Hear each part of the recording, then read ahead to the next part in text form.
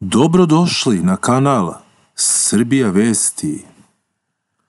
Ruski predsjednik Vladimir Putin pozvao je strance koje mrze Zapad i njegove vrednosti da se nasele u njegovoj zemlji. On je danas potpisao dekret prema kojem strani državljani, poštovaoci tradicionalnih vrednosti i protivnici nametnutih neoliberalnih principa mogu po pojednostavljenoj proceduri da podnesu zahtev za boravišnu dozvolu u Rusiji. Nova Putinova pravila stupaju na snagu od 1. septembra, a podrazumevaju da pojedinci koji zastupaju iste duhovne i moralne vrednosti kao i Rusija mogu da dobiju boravišnu dozvolu u toj zemlji bez polaganja ispita iz ruskog jezika i istorije, koji su inače preduslov za to.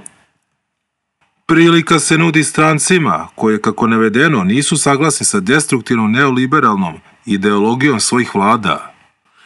U listi zemalja čije državljane Rusija namerava da primi je također Srbija, ali se veruje da će na tom spisku biti sve zapadne zemlje, odnosno SAD i njeni saveznici, kao i one države koje se na njih ugledaju. Ministarstvo spoljnih poslova u Moskvi će također pojednostaviti izdavanje 3-mesečnih viza za one koji su zainteresovani za preseljenje u Rusiju iz ideoloških razloga.